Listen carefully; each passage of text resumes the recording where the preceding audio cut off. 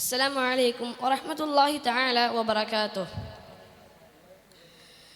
الحمد لله الصلاة والسلام على أشرف المرسلين وعلى آله وصحبه أجمعين الفائزين برضا الله أما بعد. എൻ്റെ ശബ്ദം ശ്രവിക്കുന്ന പ്രിയ ശ്രോതാക്കളെ, നീതി എന്നാൽ എന്താണ് ശരി, ഏതാണ് ശരി?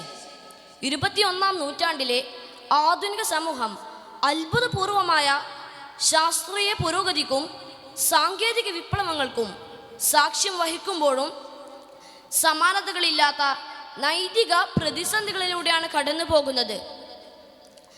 ആഗോളവൽക്കരണം, AI പാരിസ്ഥിതിക തകർച്ച, സാമ്പത്തിക അസമത്വം, സാമൂഹിക ധ്രുവീകരണം തുടങ്ങിയവ മൂലം മനുഷ്യരാശിയുടെ മുന്നിൽ ഉയരുന്ന സങ്കീർണമായ ചോദ്യങ്ങളാണ് ഞാൻ മേലെ ഉയർത്തിയത്. ഈ അടിസ്ഥാന ചോദ്യങ്ങൾക്ക് മതേതര ദാർശനിക സിദ്ധാന്തങ്ങൾ നൽകുന്ന ഉത്തരങ്ങൾ പലപ്പോഴും ആപേക്ഷികമോ പൂർണ്ണമല്ലാത്തതോ ആണ്. ഈ അവസരത്തിലാണ് 7-ാം നൂറ്റാണ്ടിൽ അവതരിച്ച വിശുദ്ധ ഖുർആനിലെ നൈതിക മൂല്യങ്ങൾ വളരെ പ്രസക്തി ആർജിക്കുന്നത്. ഖുർആൻ കേവലം ആരാധനാക്രമങ്ങൾ വിവരിക്കുന്ന ഒരു മതഗ്രന്ഥം മാത്രമല്ല, മറിച്ച് വ്യക്തിജീവിതം മുതൽ അന്താരാഷ്ട്ര ബന്ധങ്ങൾ വരെ നീളുന്ന മനുഷ്യ വ്യവഹാരങ്ങളെ സമഗ്രമായി സമീപിക്കുന്ന ഒരു ധാർമ്മിക പ്രമാണമാണ്. പാശ്ചാത്യ മതേതര നൈതികത പലപ്പോഴും മനുഷ്യന്റെ യുക്തിയിലോ സാമൂഹിക കരാറുകളിലോ അധിഷ്ഠിതമാകുമ്പോൾ നീതി, കാരുണ്യം, വിശ്വസ്തത, സത്യസന്ധത തുടങ്ങിയ ഖുർആനിലെ അടിസ്ഥാന നൈതിക മൂല്യങ്ങൾ റബ്ബിന്റെ കൽപ്പനകളെയും മനുഷ്യന്റെ പ്രകൃതിപരമായ നന്മയെയും കൂട്ടിയണക്കുന്നു.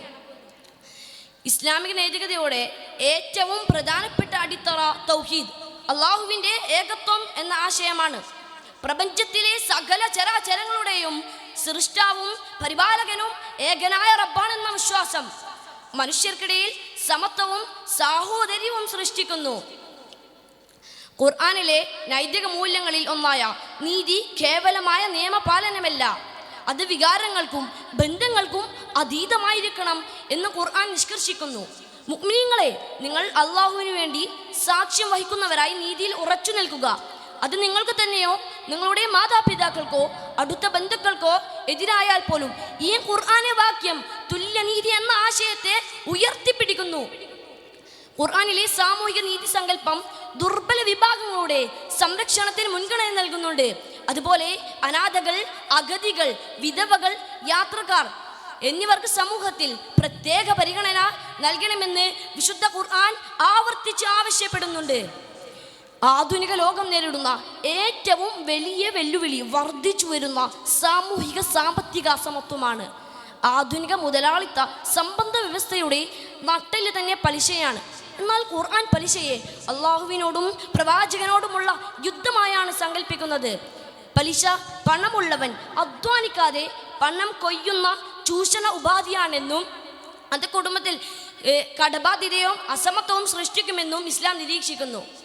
മാതാപിതാക്കൾക്ക് നന്മ ചെയ്യുക എന്നത് ഇസ്ലാമിലെ അടിസ്ഥാന കൽപ്പനയാണ്.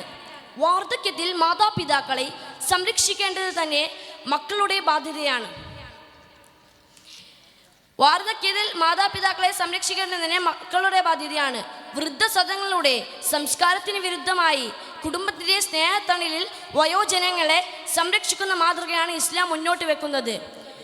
പ്രായപൂർത്തിയായവൻ നിസ്കാരം ഒഴിവാക്കിയാൽ അതിൻ്റെ പേരിൽ അവനെ വധിക്കണം എന്ന ഇസ്ലാമിക നിയമം എന്തുകൊണ്ട് ഇവിടെ നടപ്പിലാക്കുന്നില്ല എന്നത് എന്നെയും ഏറെ ചിന്തിപ്പിച്ചിരുന്നു.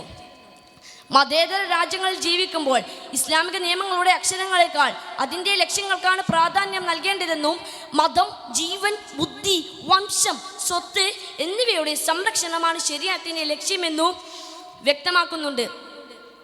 ഞാൻ മേൽ പറയുന്നതെല്ലാം ഇസ്ലാമിക നൈതികതയുടെ കേവലം ഒരു ബാഹ്യ രൂപം മാത്രമാണ്.